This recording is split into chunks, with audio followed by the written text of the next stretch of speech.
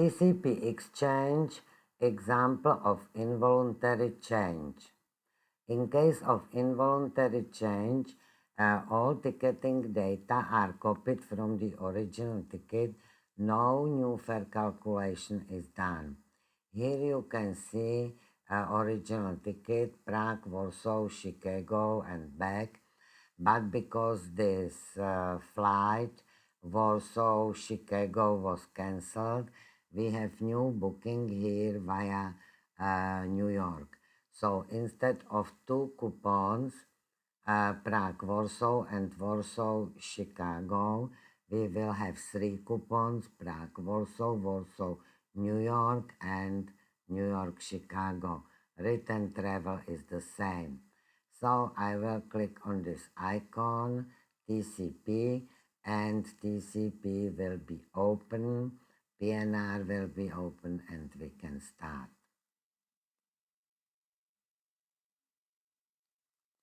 So tickets are here. Now the reservation is here as well. So every time I am starting from the ticket, I will click on this I see the ticket here and exchange. Here I will select the third option, involuntary changes, and I have to uh, enter correct information in this mask.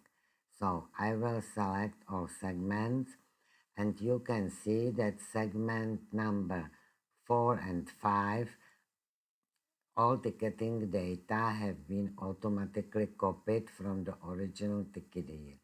But because here we have 3 segments and on the original ticket there are only 2 coupons, so we have to tell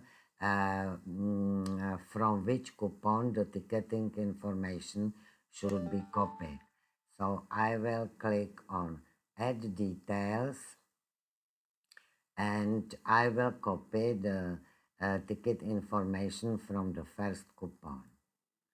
So fare basis is here, validity, baggage allowance, and I will click on this bulb, which means no stopover. For the second segment, again, click on this Add Details, and I will select ticket information from the second coupon. So again, fare basis is here, validity, baggage, and again, no stopover in New York. And for the last segment, which is still empty, click on Add Details, and again, I will select the information from the second coupon, which was Warsaw, Chicago. So the same information will be now on Warsaw, New York, and New York, Chicago. So everything is here and we can continue. What is very important now, because we have copied everything from the original ticket, the agent always has to check if everything is copied correctly and if the validity corresponds to the travel date, because not always involuntary change is done for the same day. Sometimes it can be one day later, one day earlier, or now in this COVID period, it can be 1 month later, for example. So always it is necessary to check this information if no stopovers are correctly set and so on. Here you can see, here is the first passenger. Fare was copied, rate of exchange, validating carrier, fare calculation, all taxes, including PFC breakdown for XF tax. If this PFC breakdown is not copied, in case of second of any subsequent exchange or ratio, the agent need to enter it manually. So I will click on proceed, and we have to wait a little bit because just now everything is prepared for filed fare creation in PNR.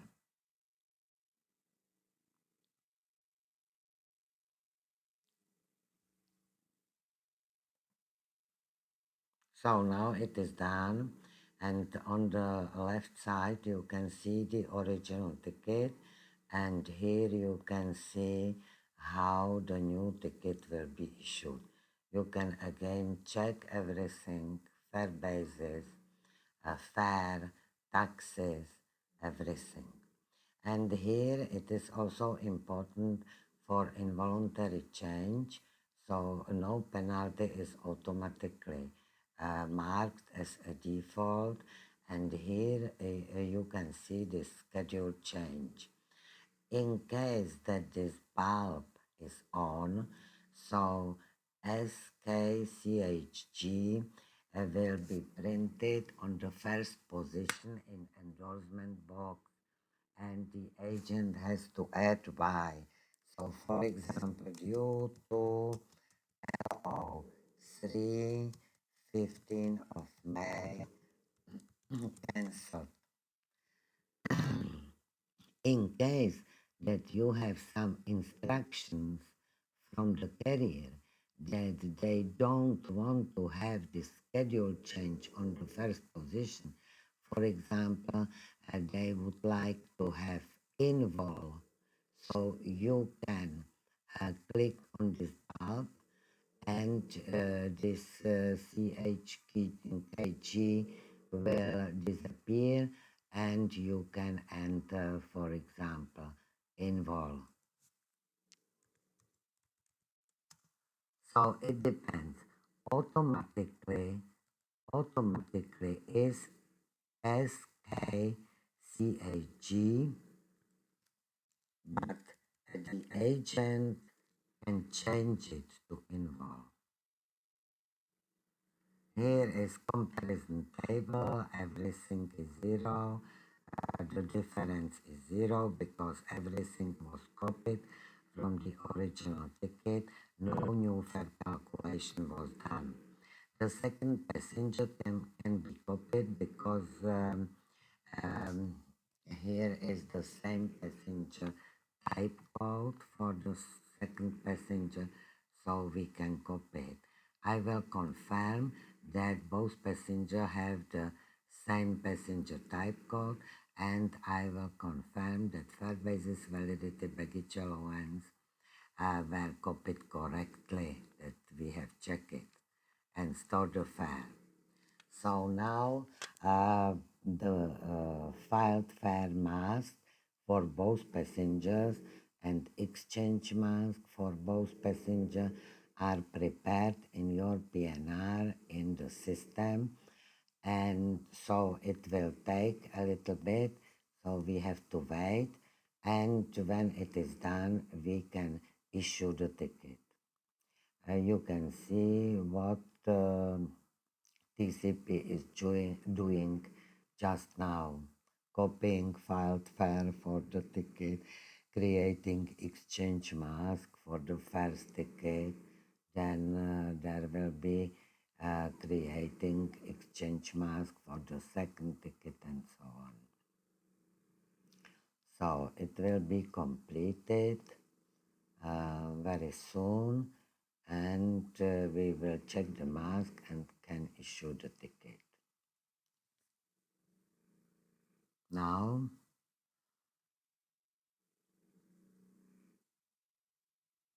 so two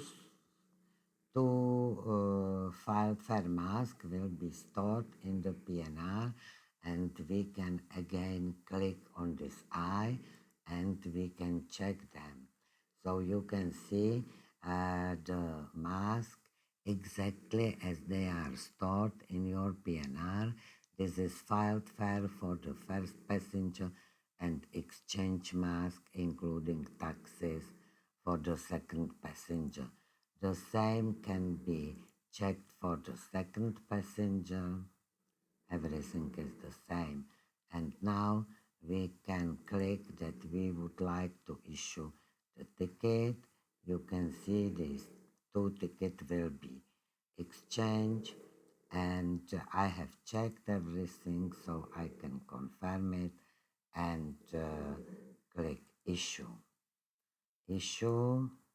So now the ticket for both passengers will be issued. We have to wait a little bit and I will show you the tickets in the system. Immediately when the tickets are issued, TCP will jump on the top and you will see also new tickets in TCP.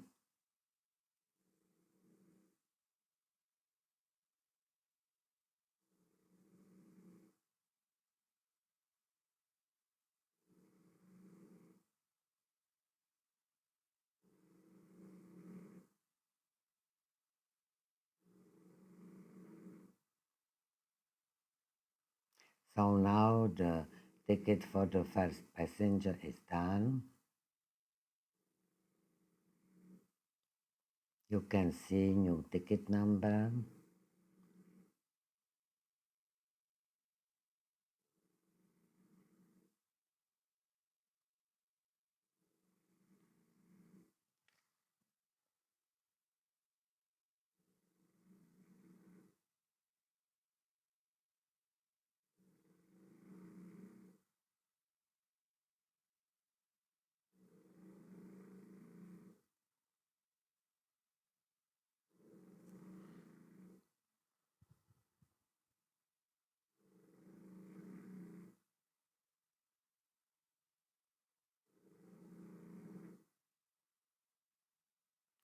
So now everything is done. When I will click on OK, so you will see again the reservation and ticket in TCP. You can see that the original tickets have status exchange and new ticket are here. New ticket are here and original tickets are here with status exchange.